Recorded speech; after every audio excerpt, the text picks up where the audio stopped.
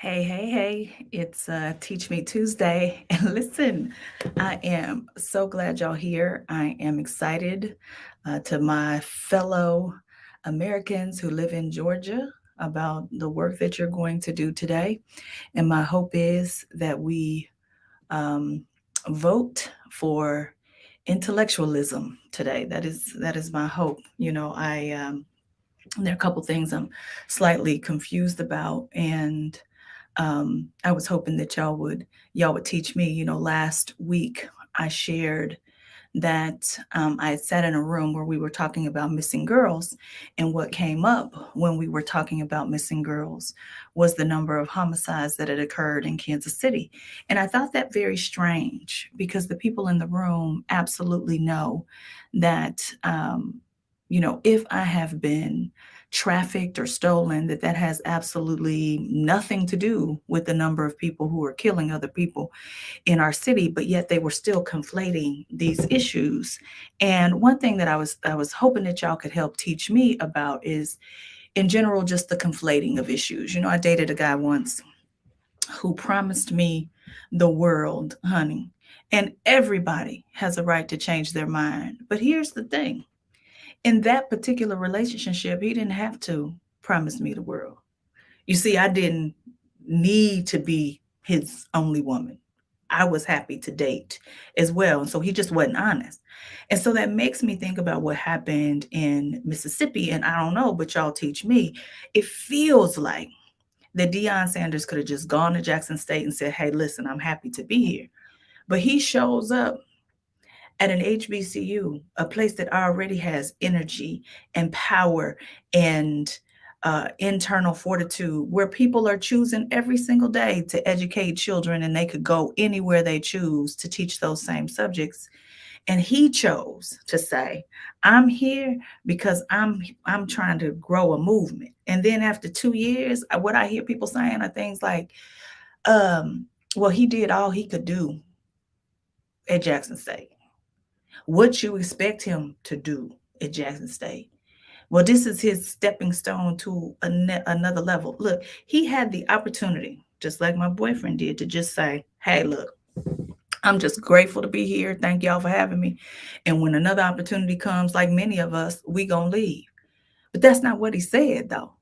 And so, one thing that I need y'all to teach me, two things actually, two things I want to be taught today. Help me understand.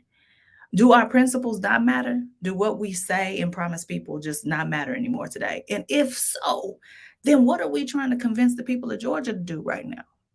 Like, you will tell politicians that they need to stay the course until they have created equitable systems, equitable healthcare systems, fixed the criminal justice system. We will go all in on politicians in terms of what they wanted to do. And Coach Sanders showed up as a politician. I don't know, y'all teach me. The brother said what he needed to say to get the opportunity he wanted to get. And then, as soon as another opportunity came, he treated Black people just like all others treat Black people. And he was like, I'm out. And then tried to take another coach from another HBCU with him. It's the brain drain. And I don't know. I My 80-year-old friend Jim says this to me. I ain't never holding you accountable to what I said. I'm holding you accountable to what you say. And my thing is, all right, you know what? If I'm holding you accountable, Mr. Sanders, Coach Sanders, to what you said was that you were trying to join us in this movement to show and demonstrate to people what um, excellence looks like at the HBCU level. And I'm going to digress for a moment to talk about Justice Scalia. You can get to the Supreme Court in this country and not understand that Black children ain't walking around in Ku Klux Klan uniforms. What is happening? What is happening?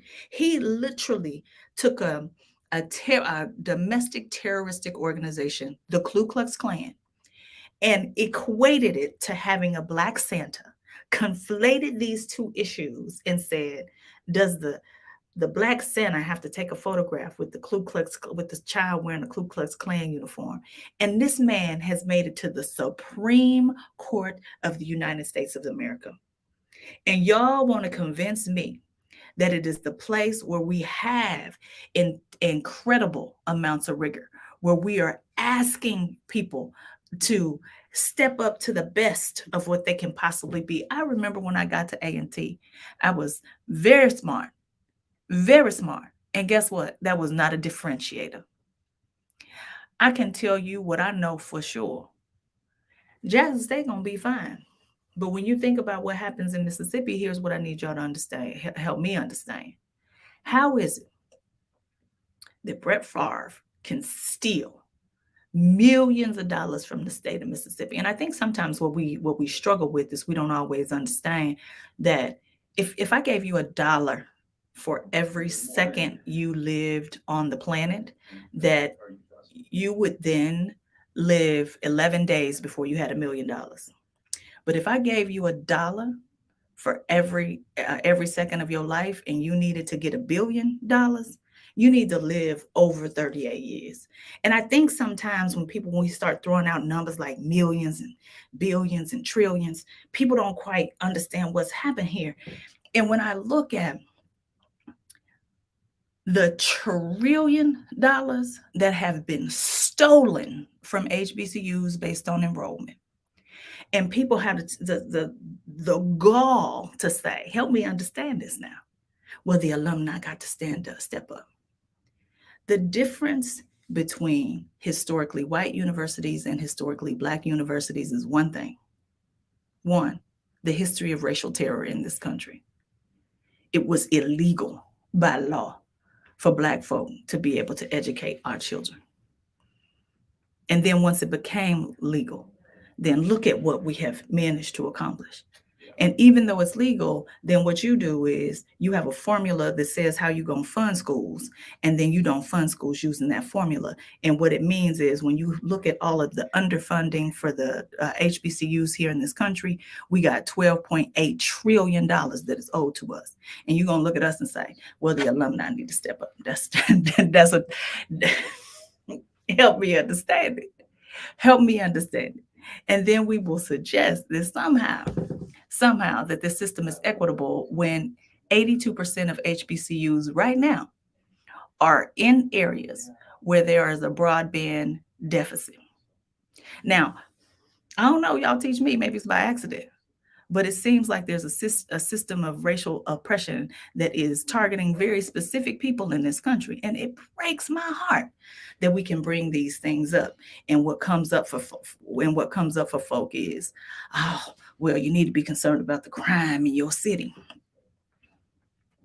I'm going to say it again. I'm going to double down on it. There are 137,000 Black people in Kansas City, Missouri. There are 150 or so homicides that were created, or the perpetrator has been Black, and the victim has also been Black. And both of those things need to stop. And let me tell you what, I can walk and chew gum at the same time. I can be concerned about violence in my city and also be concerned about the negative narrative that has been shared about HBCUs here in this country. You look at the kinds of questions Ketanji Brown Judge Ketanji had to answer to get to the Supreme Court. And you got this man here talking about little Black kids in Ku Klux Klan outfits. I don't know. Y'all need to help me understand, because I do not understand.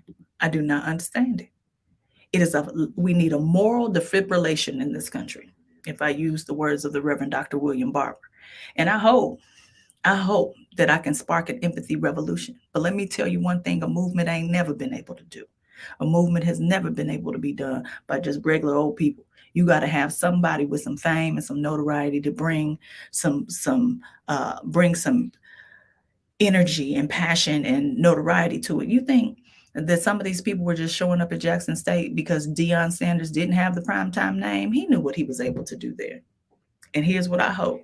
I hope when he goes to Colorado with those 3% Black children, when he say, play me my theme music, I hope he gets what he was looking for. And I just want y'all to know this. I don't have no great memory. I really don't. But this I'm going to remember, just like I remembered Bill Cosby in the Pound Cake speech. It's Filter Free Friday, y'all. We got work to do.